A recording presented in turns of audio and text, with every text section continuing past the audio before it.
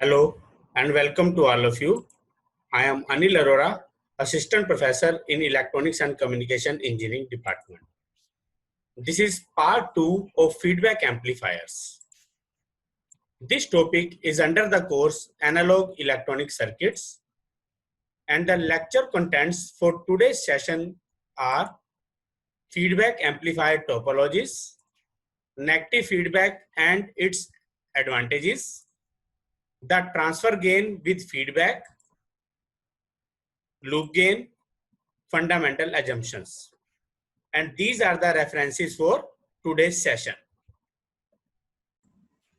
Feedback amplifier topologies. As we discussed in the last session, for the feedback amplifier, we have two types of samplers, sampler circuit, and two types of mixer circuit. So depending upon the combination of sampler and mixer, we have the four type of feedback amplifier, which is called the feedback amplifier topologies. So let's discuss them one by one. First is the voltage series feedback circuit. In this circuit, the input to the feedback circuit is taken from the output in the parallel fashion. Here we can see that we are connecting the input of the feedback circuit, which is in parallel to the output signal, that is the voltage signal, and the output of feedback circuit is combined with the source signal in the series fashion. Hence, this is called the voltage series feedback circuit. In this, a fraction of output voltage is applied in series with the input voltage through the feedback circuit. This is also known as the shunt driven series fed feedback. Shunt driven means we are taking the output in the shunt fashion and we are combining the output of feedback circuit with the input in the series fashion. Hence, this is called the shunt driven series fed circuit. Also, it is known as the parallel series circuit. Since here we can see that this is the voltage amplifier. Hence, this is the voltage amplifier with voltage series feedback. Since we are taking the output voltage and combining it to the input voltage, hence this is the voltage amplifier. Second one is the voltage shunt feedback circuit. As the name suggests, we are taking the output from we are taking voltage from the output and connecting it to the input in the shunt fashion. Hence, this is called the voltage shunt feedback circuit. In this, a fraction of output voltage is applied in parallel with the input through the feedback network. So we are taking the input to the feedback circuit, which is in parallel to the output, and the output of feedback circuit is being combined to the input signal in the parallel fashion. Hence, this is called the voltage shunt feedback circuit. This is also known as the shunt driven shunt fed circuit. Since this is the we are taking the input of the feedback which is in shunt with the output, hence this is the shunt driven, and the output of feedback circuit is being combined to the input signal which is also in the shunt fashion. Hence, this is called the shunt driven shunt fed feedback, or this is called the parallel prototype circuit. Here we can see that we are taking the output voltage from the output, and in the input section, here we can see that we are combining the output of feedback circuit, which is the to the input current of the amplifier. Hence, this is called the trans resistance amplifier with voltage shunt feedback. You remember, for the voltage amplifier, we have the four type of amplifier. One is a voltage amplifier in which the output is voltage, input is voltage. Here we have V and we have V. Second one is the current amplifier in which the output is current and also input is the current. Another one is the trans resistance amplifier in which we have input as a current and the output as the voltage. The fourth one is the trans conductance amplifier in which we have voltage in the input and the current in the output section. So here we can see that we are taking sample of output voltage and which is being combined to the input current, and this is the trans resistance amplifier. So the voltage shunt feedback circuit is the trans resistance amplifier with voltage shunt feedback. Another one is the current series feedback circuit. As the name suggests, we are taking the sample of the current from the output and connecting and combine and this signal is combined to the input in the series fashion. Here we can see that this is in the series manner. The sample of the output is being taken in the series manner, and the output of feedback circuit is also being combined to the input signal which is also in the series fashion. Hence, this is called the current series feedback circuit. This is also known as the series driven series fed feedback circuit or the series circuit.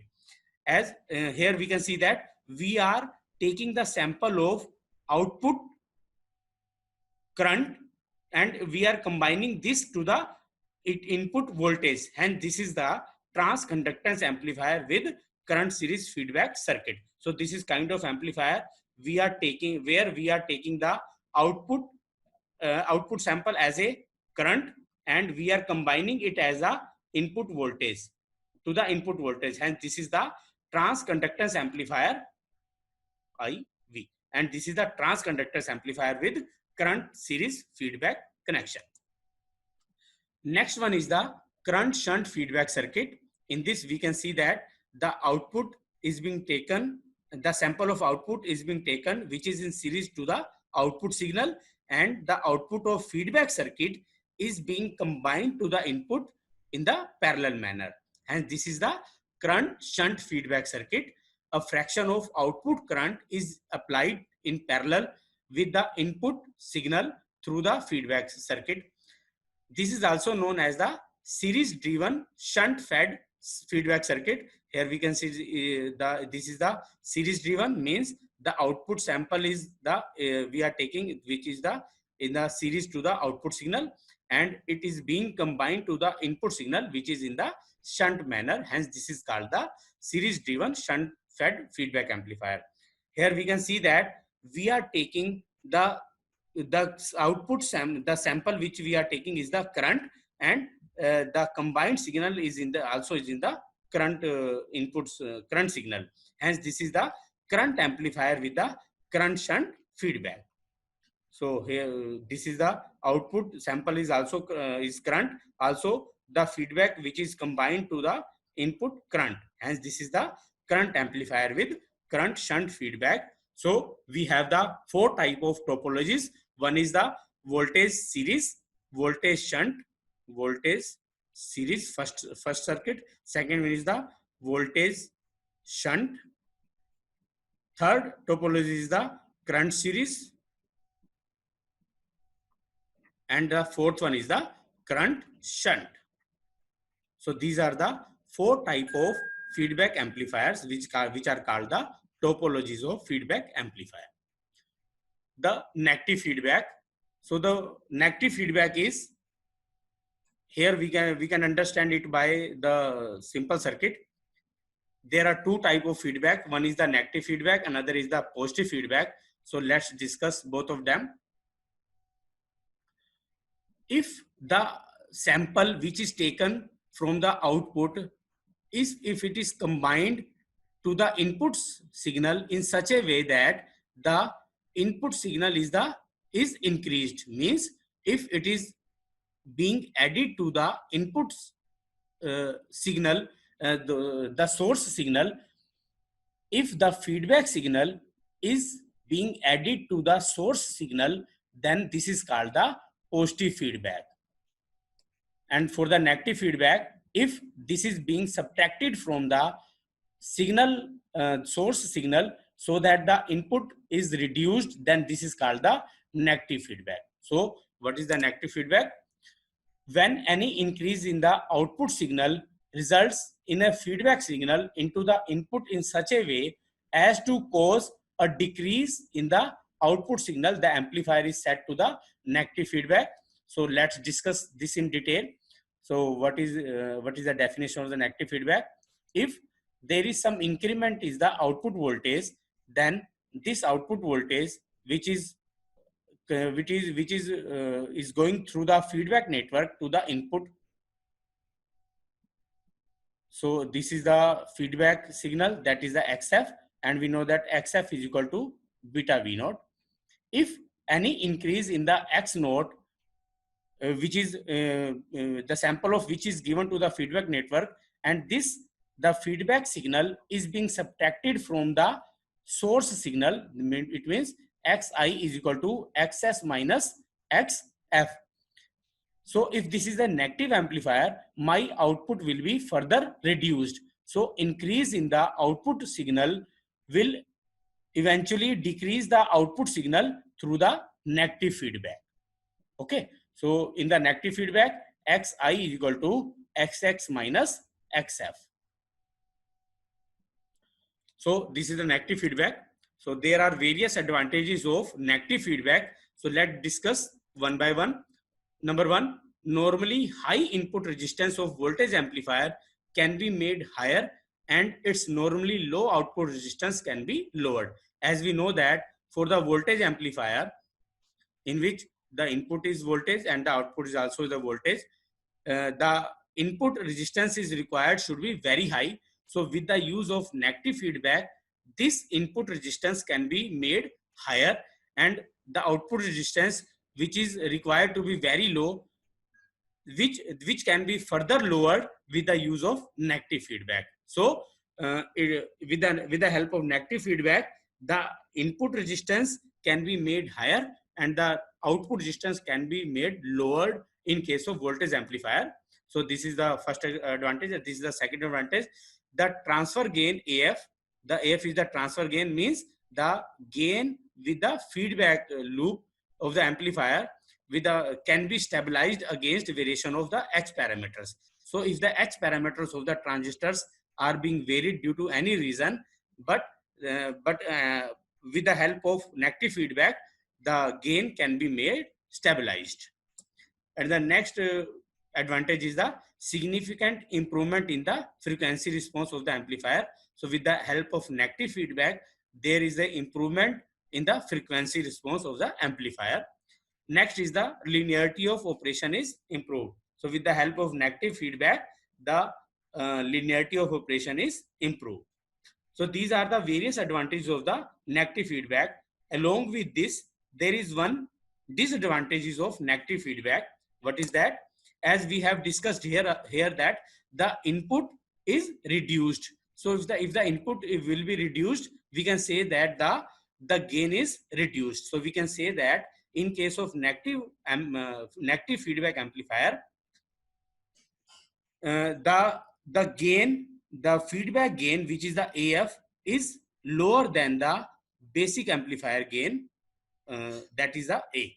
So all the advantages mentioned above are obtained at the cost of gain AF, which is the feedback amplifier gain, which is lowered in comparison to the transfer gain of the amplifier without feedback. So we can say that the gain of the amplifier with negative feedback is less than the basic amplifier which is without the feedback. So this is one disadvantage of the negative feedback, but it has the various advantages.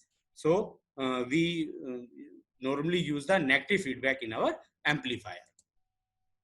Now the transfer gain with the feedback. So let's calculate the gain of the amplifier with feedback, which is the AF. So we can say that AF is equal to gain of the amplifier with feedback.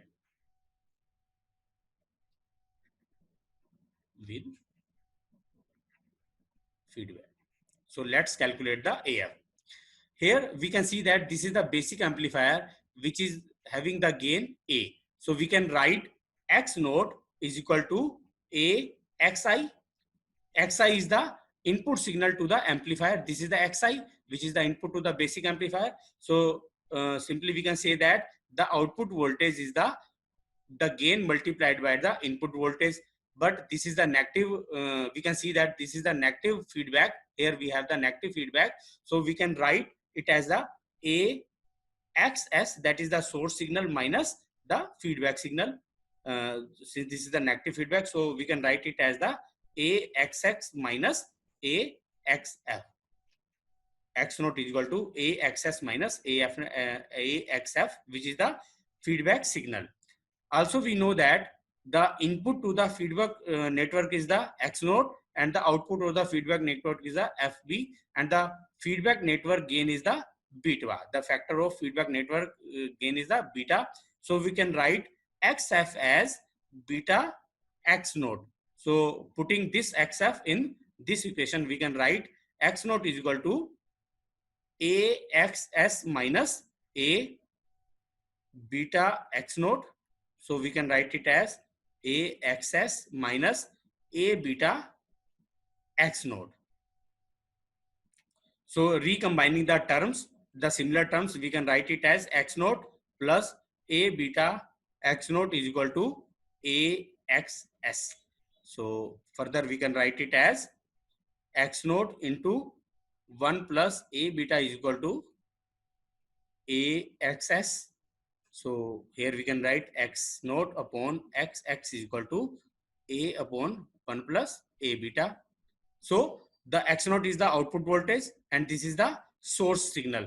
So the overall gain of the amplifier with the feedback, we can see that the output voltage is X naught and the input source signal is the XX. So the overall gain is the AF. So we can write X naught by XS as AF, which is equal to A upon 1 plus A beta. So we can see here that the gain of the amplifier with feedback is equal to A upon 1 plus A beta, where A is the gain of the basic amplifier without feedback and the beta is the gain of the feedback network. By looking at this expression, we can conclude that AF is less than A. Since A is being divided by some factor, so we can say that AF means the gain of the amplifier with feedback is less than the gain of the basic amplifier without feedback. So this is the transfer gain with feedback, AF. Next is the loop gain. So what is the loop gain? Here we can see that the source signal, for the source signal, we have here Xi, the input signal Xi, which is equal to source signal minus feedback signal. The gain of this amplifier is A, and when the feedback signal is coming from feedback network, its gain is beta. So the gain for this loop is equal to, here we can see with this loop, the total gain is equal to A beta. And if this is the negative feedback, here we can see that the feedback signal is being multiplied by -1. So if this is multiplied by -1, so we can say that the loop gain is equal to minus A beta. So this is the loop gain of the amplifier. This loop gain is also called the loop transmission feedback factor. Loop transmission feedback factor.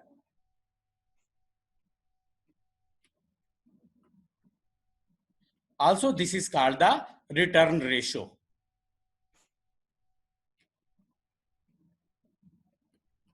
So these are the same thing, the loop gain, loop transmission feedback factor, and the return ratio, which is the minus A beta. This is the loop gain of the negative feedback amplifier. Next are the fundamental assumptions. So here we can see that this is the feedback amplifier with negative feedback, or we can say that negative feedback amplifier. So for this to be happen, there are some fundamental assumptions. So let's discuss those assumptions. Number one, there are three conditions that should be satisfied for the feedback network. Number one, the input signal is transmitted to the output through the amplifier A and not through the feedback network beta. Here we can see that this is the source signal and this is the input signal to the amplifier. The assumption is that the signal, the source signal or the input signal should not pass through this path. So it should only go through the output through this part only. So we can say that the input signal is transmitted to the output through the amplifier A through this path only, not through the this path, and not through the feedback factor. If it means if A is set to 0, A is the amplifier gain, this is the A. If A is set to 0, then the output signal must drop to 0. Since we know that the assumption is the no signal should pass through this path.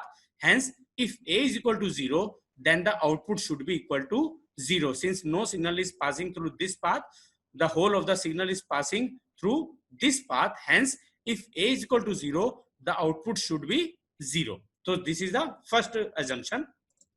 The second one is the second assumption is the feedback signal is transmitted from the output to the input through the feedback network only and not through the amplifier. So it means the signal which is coming from the output, the sample of the output which is coming, this should pass through the feedback network only, not through the this path.